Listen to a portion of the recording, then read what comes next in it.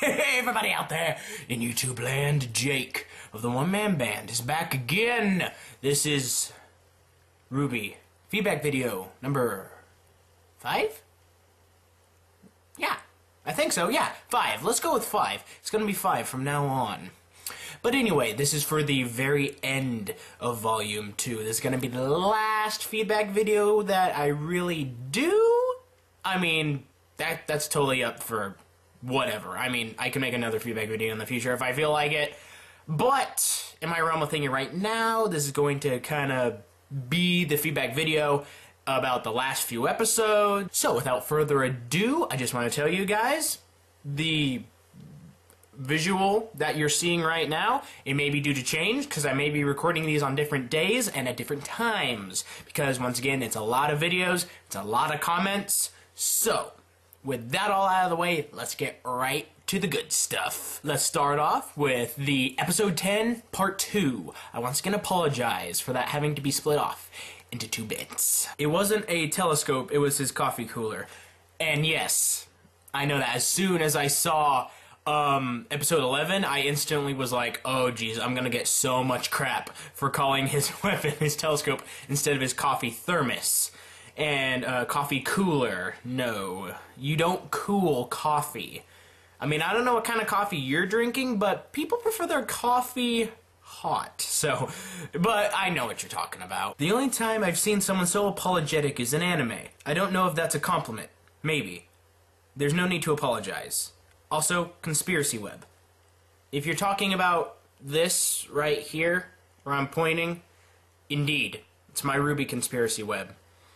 You do not see the entirety of it, but it really should get bigger. I haven't updated it in a little while, so maybe someday I'll show you guys. Where do you watch RWBY? Do you watch on YouTube, or the official Rooster website, or Anime TV? Well, let me tell you, I do watch it on the actual Rooster Teeth website, because I want to support them, do all that stuff. Anime TV would probably be a good secondary option just because of the giant schloads amount of people that want to watch it on the actual day that it comes out. So maybe next volume, when it comes out next year, maybe once in a while I'll go over to Anime TV and watch the episode there. But on YouTube, the videos come out a week later than they're premiered on the Rooster Teeth website. I know that. So, and I like to see it actually when it premieres, when it comes out, so that way I can get the reviews out to you guys when they're actually relevant. Maybe the dust bomb is to attract the grim and or cripple electronics. Now that's actually probably that was a good idea for that bomb that they had in the tunnels. I mean, how a dust bomb would actually attract grim is a little bit odd to think about, but if you really think about it, if there are any kind of explosions going on, people are going to be, you know, freaking out, doing all that stuff, thus negative emotion, thus attracting grim creatures. And cripple electronics, it could have had an EMP payload, maybe, but as we saw later on in the episodes, it was actually just a bomb to explode the roof and attract grims into the tunnel. So you're kind of half right. It did attract grim creatures. And a majority of the other comments are people, you guys, telling me to stop beating myself up over the flop that the part 1 of the episode 10 review was. How I was sorry that it didn't get out, and I just like it that you guys are saying to me in the comments that I you know, didn't fail you, didn't do all that stuff. I like it that you support me support you. Believe in the me that believes in the you that believes in me. Yes. Now let's get into the episode 11. Now in these next few episodes, a lot of you guys really put like walls of text down, so I'm going to try my best to as I read them, not be too slow, not be too... You know how I am with reading words. I'm terrible. But anyway, let's get right on to episode 11. Roman also said, do you really think they'll accept you after what they learn what you have done? That's major foreboding, eh? I do believe so, yeah. Now that I think back on it, he may have just been, like, gesturing and poking that she was part of the White Fang. But what does that really mean? What has she actually done in the White Fang? All we've known so far is that she's done the whole train job in the Black Trailer. Who knows? She could have been an assassin. She could have, you know, been in full-blown battle. She could have done any amount of horrendous things that we don't know about yet. So, that might come a little bit more into the light into Volume 3, or it may not. Alright, this one's a little long, so please forgive me not making eye contact with you guys for a little while. Just found your channel, Jake, and I love your theories and ideas so much. Keep them coming. Now for my theory. This is just a broad speculation, but I find this interesting. The strange quote-unquote girl who appears seems to, in my opinion, to be after Neo. I say this because Neo seemed to have a, oh no, I can't deal with this again right now type face. So, some might argue that it's Yang's mother. I can see why this would make those connections, and they're in no way wrong. It's just something about the stranger that gives me a hard time believing it's Yang's mother. One reason might be that she doesn't really acknowledge Yang in a type of caring way. When she glanced at Yang, it seemed like she was just observing that what Neo was doing. My theory is that Neo must have been dealing with this thing for some time now. She didn't even consider taking on, which is strange considering how Neo was cheerfully stringing Yang along in their fight. It might be that this thing is hard to defeat and that it won't give up. Notice how the stranger didn't intervene during the fight and took Neo by surprise. Maybe that's how it attacks her. It probably shows up when Neo least expects it. It even left without so much as a check on Yang or anything, as if Neo was its prime target. Just some food for thought. Keep up the hard work as always, Jake.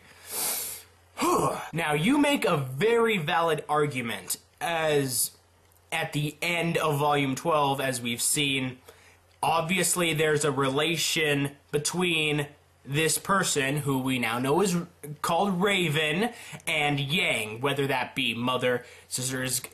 I'm going to be going into that later, but you make a good point that when Raven arrived, she didn't really go to Yang's aid.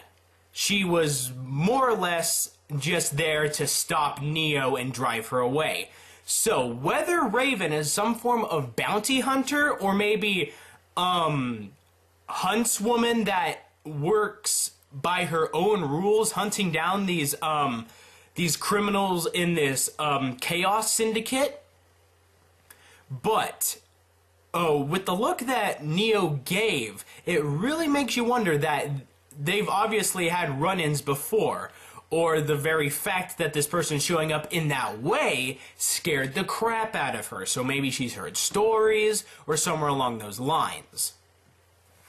On the realm of Raven not going to Yang's aid, you know, checking on if she was alright, stuff like that, it could have been a whole scenario where, you know, if Raven is Yang's mother, she got pregnant with Yang, she wasn't ready for the responsibility, and that's why she left, is because she didn't think she was ready for, you know, a child, to be a mother, stuff like that. So she may not have that kind of maternal instinct mentality that other mothers have.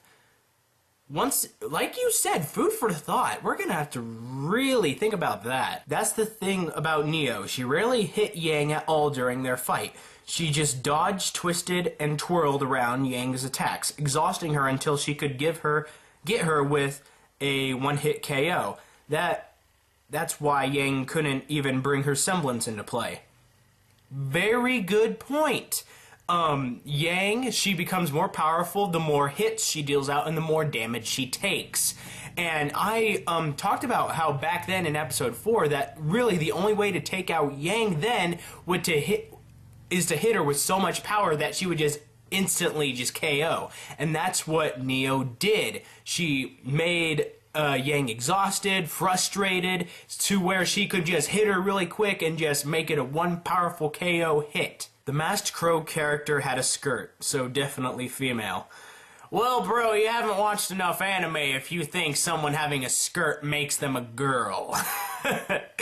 But yes, in this situation, it was indeed a lady. What if Shiznit is really a dog faunus who, as a semblance to turn into a dog, and is just pretending to be RWBY and Yang's dog, and RWBY and Oobleck know that, and that's why RWBY took Shiznit with her. Now, the dog's name is Y, as it says in the reply, but I just titled the video Shiznit Hits the Fan in placement of Shit Hits the Fan, since I don't like to curse all that much. If this Crimson Crow Knight, nice name by the way, oh well, thank you, I try my best, is Yang's mother, I'm going to be pissed. First, because it's too obvious. Second, because really? I mean, the mother who abandoned the daughter comes back years after to save her daughter's life like a hero. That does not happen.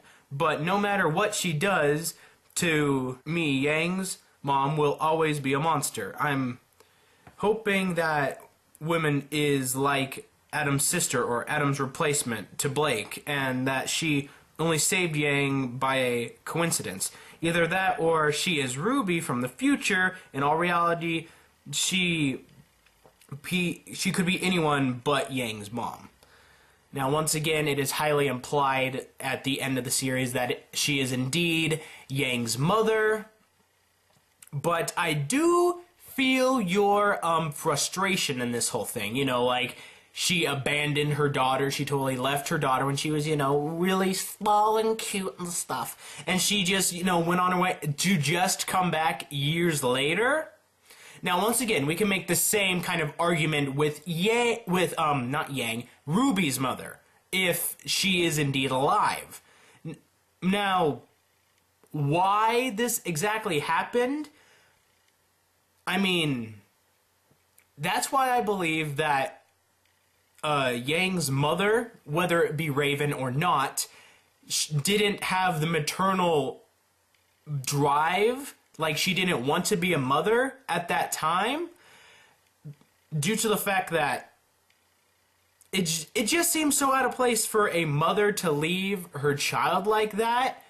I mean, there are some instances in anime where a parent has left their children, but that's because of a very dire situation. I mean, the example that I want to pull up is in Full Metal Alchemist Brotherhood, how Edenal's father had to leave because he had to, you know, stop the evil father, Homunculus, from, you know, destroying the world. But I understand your pain and your plight with this whole thing, because I don't understand it either. Since Neo hasn't said anything and has no fighting gasps, she could be a running joke, or maybe she's a mute.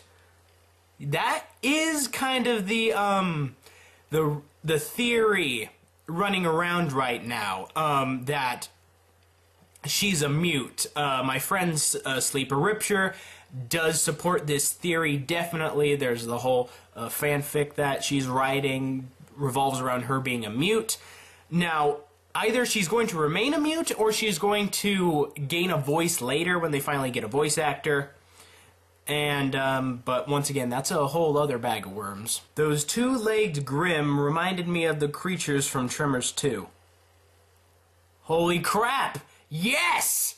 That's what they reminded me of. The the bipedal graboids from Tremors 2. Oh man, that movie's awesome. Just gonna let out some ideas I've been pondering since this episode came out. What if Lady Grimm, or Crow Knight, or Raven, wherever you want to dub her, is the leader of the White Fang, or has some sort of relationship / connection to Adam? I assume, due to the fact she dresses much like a Grimm, that she is afflicted with the White Fang. Being the leader of, or a part of the White Fang, would explain why Neo was scared of her and not at all afraid of Team RWBY. Or maybe Neo just couldn't handle such a BAMF. Not sure what that means. You guys are probably going to put in the comments, how can you not know what that means? Anyway, perhaps she is a good guy gone bad to agree to help Cinder. Her color scheme and weapon are pretty similar to Adam's. They both also have a unique Grimm mask. So, maybe she is a mentor of sorts? I'm not sure. I just think it's just too much of a coincidence that they have more than a few similarities. I also agree with the theory that she is the transient princess Yang is looking for, aka her mother. I assume it is. Can anyone confirm that the transient princess is Yang's mom? I'm pretty sure it is. The only thing that throws me off is how would she know her daughter, whom she hasn't seen in years, what was in trouble? Alrighty. Real nice idea. I mean, what if Yang's mother, Raven, if she is her mother, what if she is the leader of the White Fang? Once again, that would just generate a lot more questions. Why is she the member of the White Fang? Where did she go after she abandoned Yang? How is she a member? How is she the leader of the White Fang if she isn't a Faunus? Is she a Faunus? Is Yang a Faunus? It would kind of be funny because in the first volume she said it must be hard being a Faunus. So if she really was a Faunus, it'd kind of be ironic. And yes, she does have a similar battle dress, weapon as Adam. So, you know, maybe she trained Adam, maybe all this stuff going on. Maybe if she is leader of the White Fang, maybe she will kind of coax Yang to the dark side, and then we'll have a sister versus sister thing going on. Because if there's one thing that is true about anime, it's that siblings always fight each other. If you don't understand what that means, just watch basically any anime. Just keep watching anime until you find a situation where an sibling is fighting another sibling in like deathly combat or whatever. It's there. So, whole bunch of theories from my first reaction. The Grimm, to me, look like they are based off the Gorgonpid Posid? The Gorgonzopid? I think I spelled that right. An ancient mammal like reptile. Whatever it is, it looks freaking sweet. I just want to say this, Cannonball Corgi, that wins the internet. It's probably even better than the whole hang in there kitty picture. And when the Crow Knight, my first impression was some relative of Blake, or for some reason. But now I think that is a better chance of being Yang's mom or Summer Rose. My theory is a RWBY from the future, which would be epic, and the portals would be an excellent explanation for that. The only idea that I am taking from some random commenter on Rooster Teeth, the virus that Cinder put into the tower went off, now stopping all communication. Hence why RWBY couldn't contact anyone. With communications down and all of the students out on missions, the city will be left defenseless and no way to call for help. Now, that last part, we know that actually didn't happen. I mean, there could very still well be a virus in the system, but it hasn't come into fruition yet, due to the fact that when RWBY tried to contact John, he did indeed get the message, but it just didn't go through. And obviously, you know, in episode 12, the military showed up, all that kind of stuff. More student teams were in the kingdom at the time.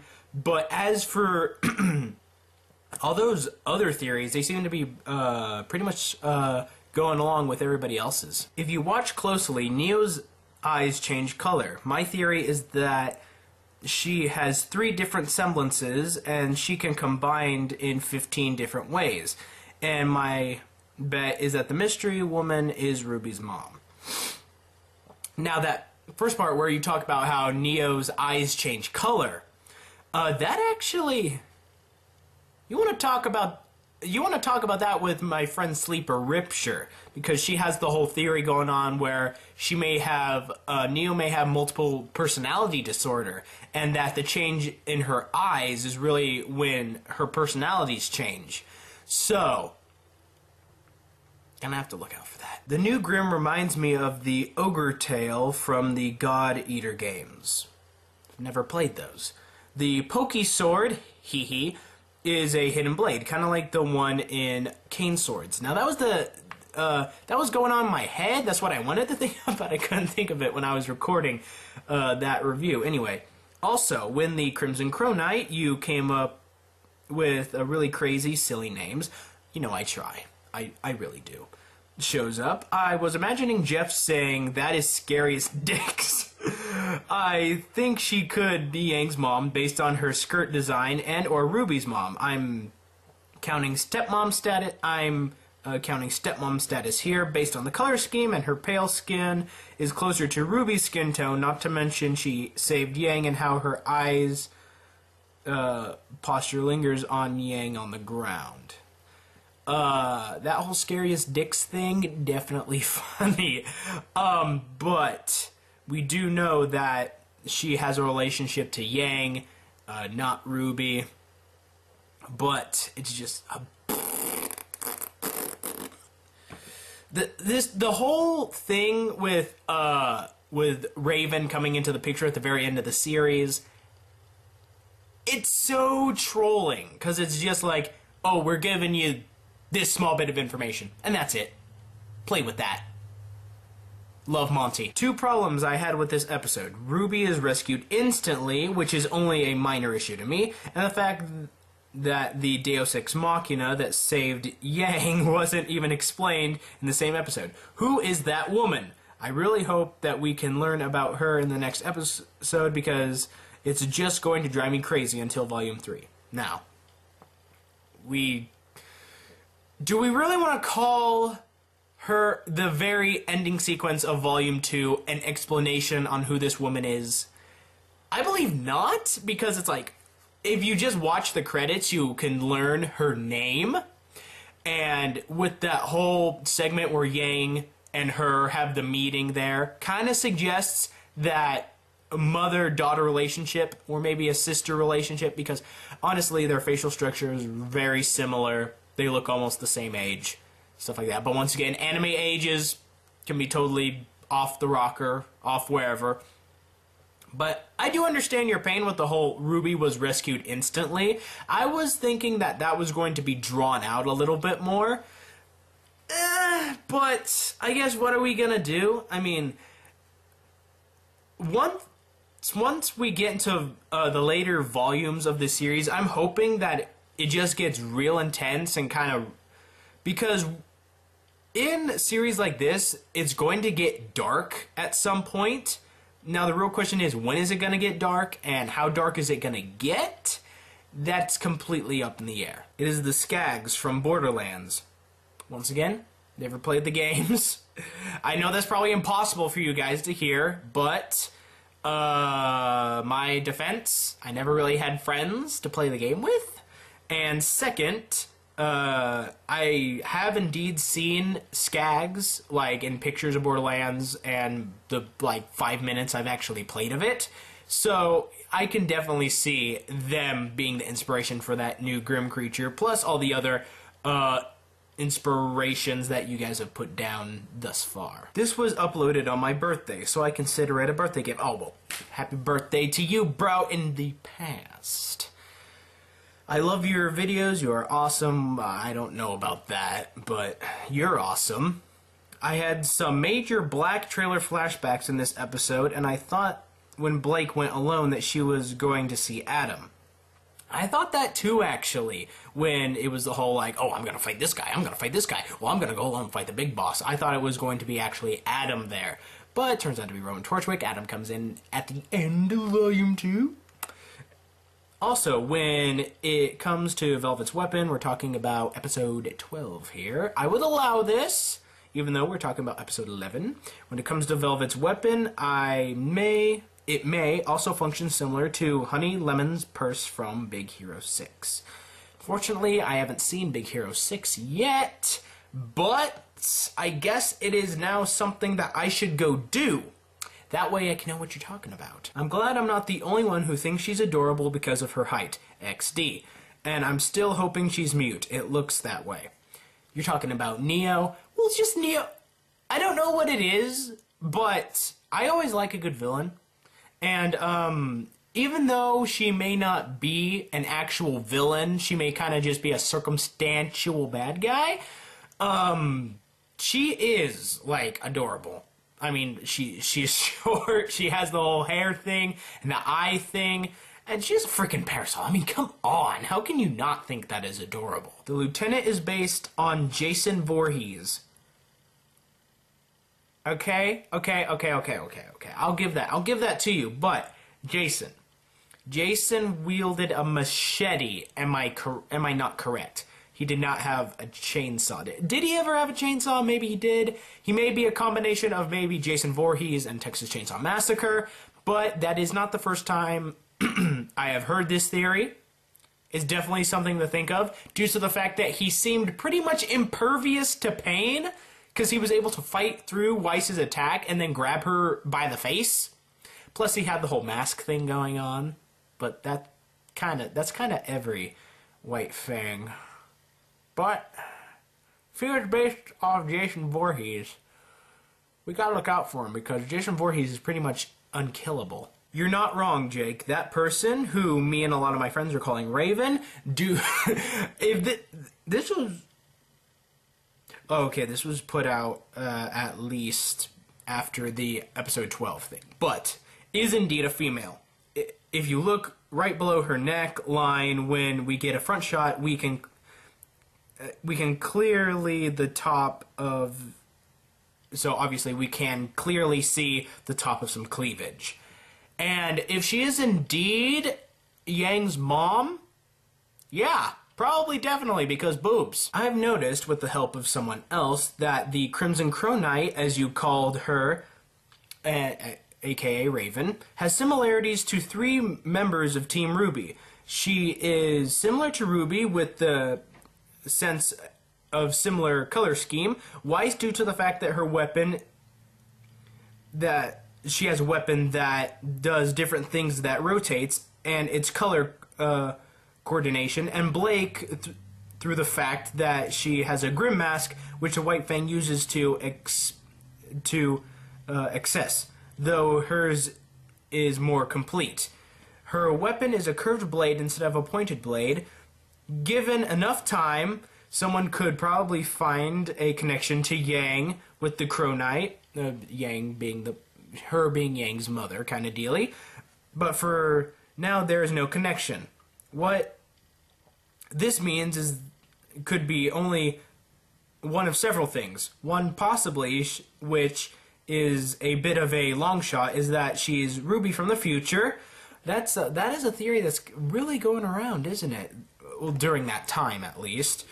For the rest of the theories, it works under the assumption that her similarities are various members of Team RWBY are purely coincidence. There's the ideas that you presented, and that there's an idea that she's Crow's daughter, in which would be interesting.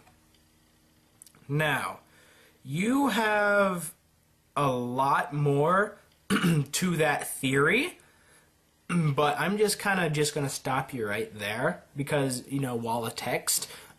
But definitely all you guys watching this video, go back to the episode 11 review, look for the comment by Critical Films, and definitely read the entire thing, because that's what I'm going to be doing after this. But anyway, on your Now, the inspiration's coming from all the members of Team RWBY besides Yang. That can kind of be going along with, well, look, if she is indeed Yang's mother and she's working for the bad guys, she can kind of be all like, well, I'm a combination of all your team, so why do you need them when you have me? So, you know, come join my side, you know, stuff like that. Also, the idea of her being Crow's daughter is not exactly out the window. I think I heard somewhere that she has the same last name as Crow, so maybe she's Crow's daughter, maybe Yang's mother was Crow's sister, but then who's Summer Rose related to? It hurts the brain because we don't have information. This would all be easier if they would have actually showed Crow in the volume like we wanted it.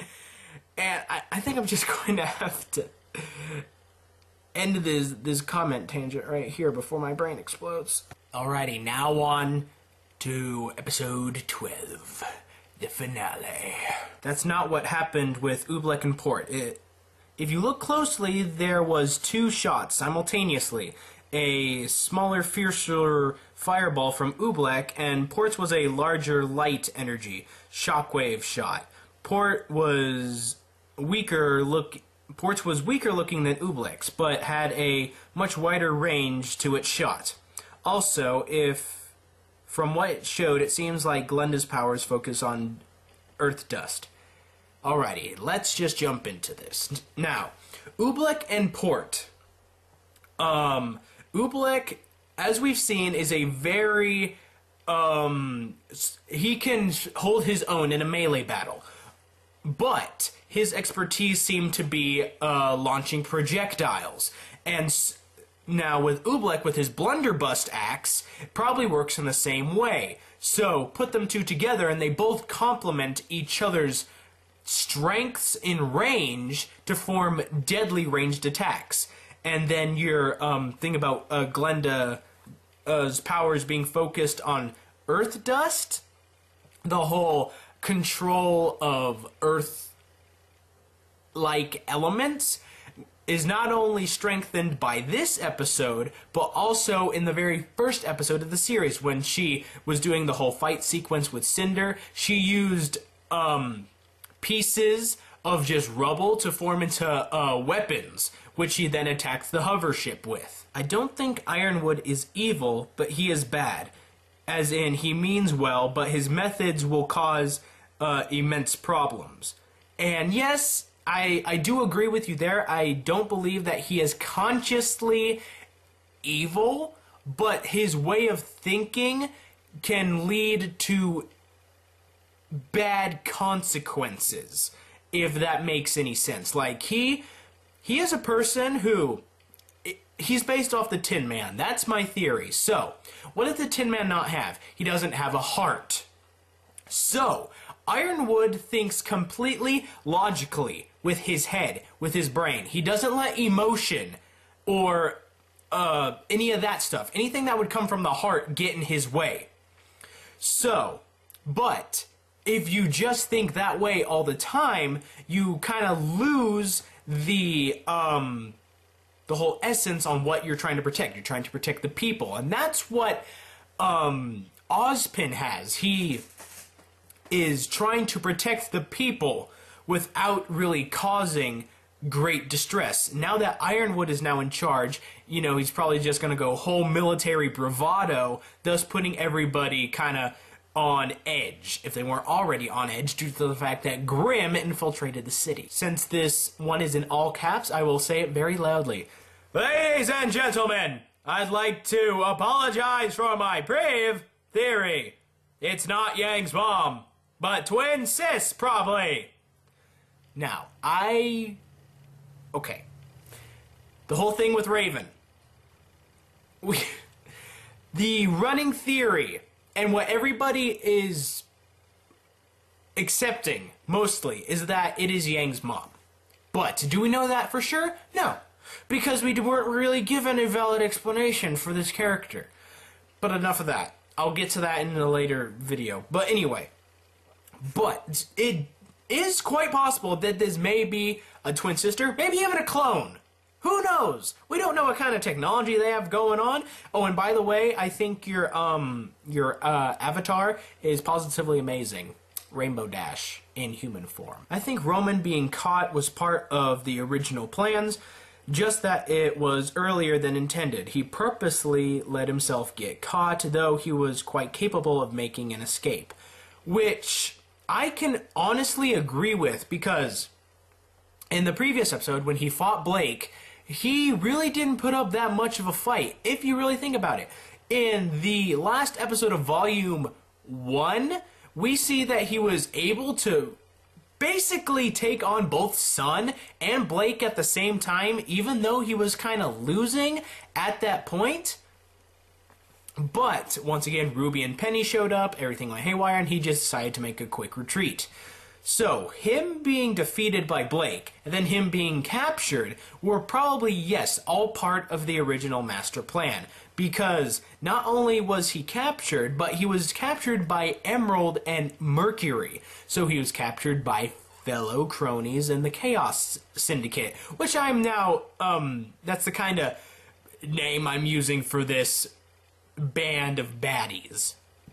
So, he is now in a place where I believe he wants to be. Well, Torchwick is now on the same airship as Penny, so maybe he can turn her against them and make her doubt if she is fighting for the right team. Just an idea. Okay, take that idea, you run with it. You give me a even better theory than that. Because that is definitely something that could happen. Torchwick, as we know, Torchwick is silver-tongued. He was able to convince the White Fang to work for him. Him not being a Faunus, and actually hating Faunus, basically. He was able to convince them to help him. So, him being on the same place as Ironwood, now head of security, and Penny, the complete powerhouse wildcard, he can silver-tongue his way into their minds. The fast-pacedness, lack of explanation, and general sense of confusion seem to be international, that the audience feel this way. We need to be just as confused as the characters. Also, I hope future reviews will be more about how they attempt to carry Tone's story plot and character development, and not just how it contributes to the future plot, as well as the art and music for the show and what they mean. Now, yes, I do agree that I think maybe kind of everyone was kind of like thinking about like how this kind of volume ended, but you're how you want me to kind of get more on like character development and stuff on that. I want to do those videos. I definitely want to do those type of videos, but all in good time. I mean, I want to... There is so much stuff that I can just talk about, but it just... I need to get it into a form that is actually logical and actually could fit into the mythos, because I could just spat whatever I think, and then you guys won't understand what I'm saying. But definitely, I'm going to be doing reviews on character development, you know, what the story tone's going to be for in the future. Definitely, I'm going to be doing reviews on the music of this volume and such.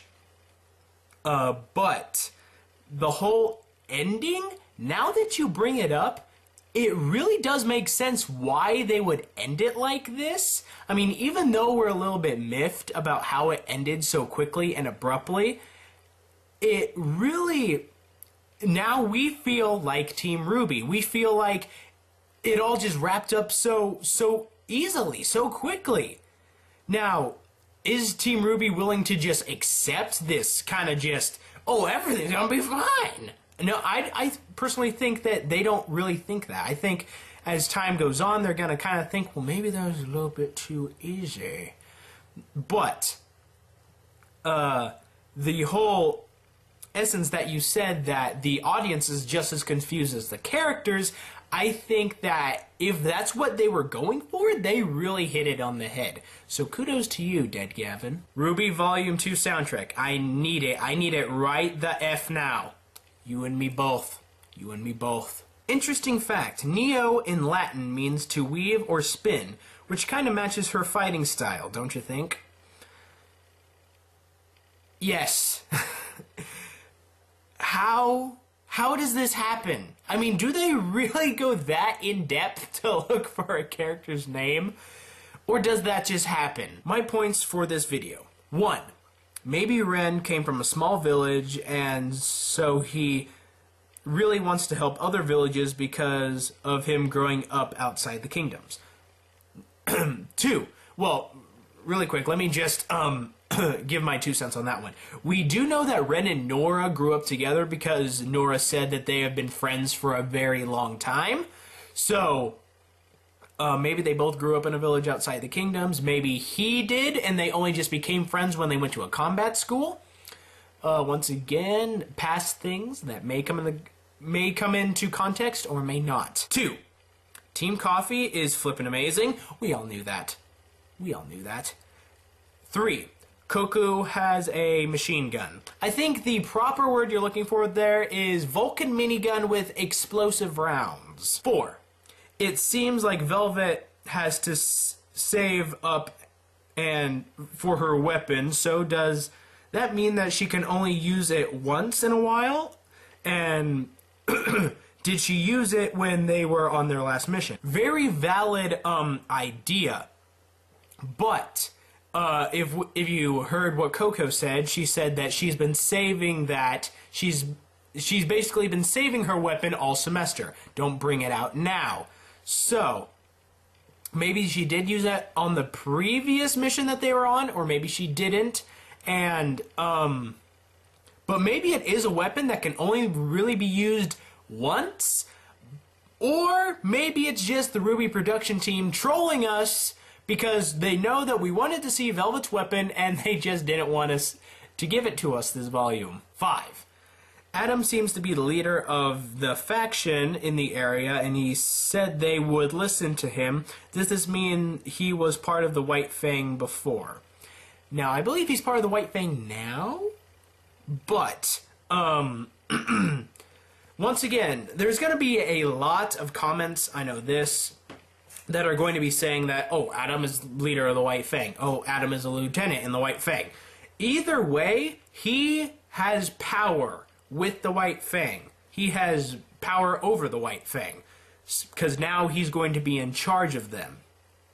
And I don't think that's going to be very good for our heroes, because he is, he's kind of a badass. I'm going to have to agree with the theory that Yang meeting her mother was a dream. Raven's motto looked nearly identical to Yang's. I understand that there should be a resemblance, but to look exactly alike, perhaps it was how Yang pictured her mother, someone who looks like her, but a little different.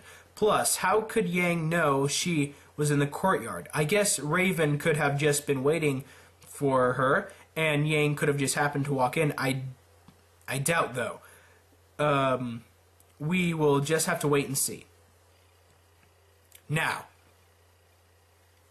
you're awesome for that theory. It being a dream. That would kind of give the whole explanation why the whole scene kind of seemed very dark, very surreal. I mean, when I first saw it, and I was kind of like, well, it's kind of weird how it's like dark and stuff. I mean, I was like, oh, well, it's just at night because it's dark. But the whole idea about her being completely identical to Yang really does give the impression that it may have just been a dream. I think with that should be a very valid theory, that whole meeting was a dream. I mean, there is no doubt that Raven could indeed be Yang's mother, but that whole meeting could indeed have been a dream. In the credits, it shows that Raven has the same last name as Crow. So Crow and Raven are siblings, which makes a lot of sense. Also, I predict a shitload of backstory in Volume 3. Okay, so that's where I heard it. That Raven and Crow had the same last name, which would make a lot of sense because they're both named off of dark-colored birds. But your whole prediction about Volume 3, that is what I am hoping for, because I don't know if you've figured it out yet, but I am a backstory junkie. Just because it helps me understand and helps me predict for the future. But, you know, once again, we'll just have to wait and see. I think Ironwood is a good guy who is just doing what he thinks is right. Whether or not everything blows up in his face and Ozpin having a "I told you so" moment we will just have to wait and see. One prediction I have is that I think Torchwick will manipulate Penny into doing something bad. I don't know what it would be, but if you think about both characters are from the same source, and in that Matchwick convinced Pinocchio into going to the carnival where they both got turned into donkeys, so that I'm thinking something with those two will happen and reveal that Torchwick was a faunus with a donkey tail and whole time. Alrighty. Really quick, your whole theory about Ironwood. Once again, yes, I believe that he thinks what he's doing is right, but is that right for everyone around him? We will just have to wait and see. Once again, he's logic-driven, not heart-driven. And your thoughts on Torchwick manipulating Penny, it does make sense due to the fact that they both come from the same source, Pinocchio. And since Pinocchio is deceived, all that bad stuff happens to him. But if that is indeed the case, what do we know about Pinocchio's end? We know he dies. In the end, he sacrifices himself to save Geppetto. Even though, you know, in the Disney version, he's brought back as a real boy, all that kind of stuff. But does that mean Penny is going to end up dying to save someone? To my knowledge, Yatsuhishi's weapon may be a scimitar, a giant single-edged curved blade. Also, when I first saw him, I thought he would have a hunter's rifle. Another theory I heard was that Yatsuhishi may have some resemblance to the White Fang lieutenant with the chainsaw. They definitely kind of had the same body structure, but that could have just been a coincidence. Once again, people in the White Fang tend to be faunus, and as we have seen, Yatsuhishi seems to be quite human. He may be a faunus, who really knows? I mean, the whole concept with faunus disguising themselves as humans is obviously prevalent in the series due to Blake, but you telling me that his weapon is based off a scimitar, or however you pronounce that, does make sense. That is actually what I was going for. That was the weapon I was thinking of in my brain, but I just couldn't think of it. So thanks. The reason why there are so many questions is to keep our interest, so we watch it every year. And yes, I know that. But it's just... I'm just going to say this right now. I think they left us with questions that we believed would be answered in this volume. That is my argument. And I'm just going to leave it. Because I ain't going to talk about it. Because dwelling on the past and on the negative just ain't fun. Well, I'm going to name whatever Velvet's box is Pandora's box. Seems to fit. I believe there's even a theory running around out there that it actually kind of is like Pandora's box. But then again, it may be based on kind of the toy box from the Velveteen Rabbit story. Once again, it's one of those things that I thought they would show, but then they trolled us and they didn't show it. So Emerald looks like they turn into sickles with flail functions. You're talking about her weapons. Fox's eyes are probably like his faunus part, Blake, with cat ears, Velvet with bunny ears. That does make sense if Fox was a faunus. Do foxes have good eyesight? I think they do. No, wait, they got good ears. Well, maybe they also got good eyes. But if Fox is indeed a faunus, his eyes may well be the faunus side of him that shows. Or if he's human, I have heard that he may be actually blind due to his eyes being like that. So, and then there's a whole thing about his inspirations.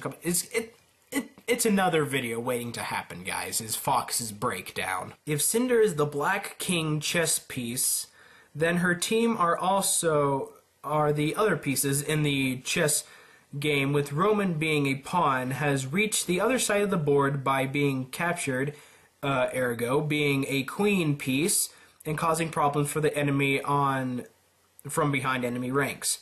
Now you're talking about the whole concept where if you get a pawn completely into the enemy's territory in chess, it then becomes a queen pawn. Now, that is indeed a, what's the word I'm looking for? It is definitely a concept that is definitely prevalent. He's probably just going to be more along the line of, turning penny against ironwood. He may be doing stuff in the background. Now, back there, all we know is that everyone is basically saying he is exactly where he wants to be, which I completely agree with. Ren used the same technique to make the taijutsu's head explode, so this is more likely a general aura technique rather than Fox's semblance. Yes, I do agree with you on that. Looking back now, I do see how that's probably a fighting technique where they use aura to make enemies explode and such. Because as we know, creatures of Grimm do not have aura. So, if you put aura into something that has never had it before, how would the body actually take to it? Probably resulting in a violent explosion. I think the whole Black Queen thing and the events of episode 12 are connected. Cinder said that the event was a success, meaning she likely wants Ironwood in charge of security. Bear with me a minute. Dude, I'd bear with you 2 minutes. 1. She stages events so that Ironwood is placed in charge of security and defense, so the festival marginalizing Ozpin. 2. Considering the general's mentality, he's probably going to bring in and deploy a ton of those robot soldiers to help keep the peace. 3. Cinder and company snatched a whole bunch of the paladins and probably the knights as well, so they are familiar with the new Atlas military tech. 4. Those robots probably receive orders, updates, etc. remotely, and Cinder planted a Trojan bug in the biggest, most powerful communications system in the entire kingdom. I suggest the general is going to wake up one morning and find that his precious robots are no longer under his control. Definitely. That is definitely what I am thinking is going to be going on, especially with how episode 12 ended. Because, I honestly just want to say it makes the most sense. And, that's probably is what's going to happen. But you're kind of putting it into bullet points on how, steps in a plan. I really like that. Anyway, guys, I think that's going to end this feedback video for these 3, videos. Yeah, these 3 videos that I did. Oh, once again, if I didn't talk about your comment, it's not because it wasn't any good, anything like that. It's just because, once again, we'd be here for days. And personally, I don't want to do that. I don't want to put you guys through that. If you guys truly want to see all of the comments, you can always go back to the videos and read them up. As I said before, with the comment by Critical Films, definitely go back and read that one. And also, a lot of the comments were almost like the same exact things, just worded differently. So I tried to just kind of round it out give the concept that a lot of comments had just kind of in one. So anyway, I hope you guys enjoyed this video. Once again, once I get actually a physical copy of Volume 2, there's going to be a lot other RWBY videos coming out where I'm going to be reviewing just certain characters, certain plot elements, songs, music, all that kind of good jazz. I'm making the RWBY Funnies video. I don't know if that's actually going to be its title, but the RWBY video where it's just humor tangents and mini AMVs, stuff like that. So that's all going to be coming out in the future. And I just want to say thank you guys for helping me along in Volume 2. I mean, a lot of your guys' theories are way better than mine. We build theories off of each other, and I want to keep you guys entertained with RWBY until Volume 3 comes out. So, like and favorite if you've enjoyed, subscribe, of course, and maybe even a little while later, I'll let you see this, my conspiracy web. But anyway, I'll see you guys next time I'm out there in YouTube land. I'll see you then. Yeah.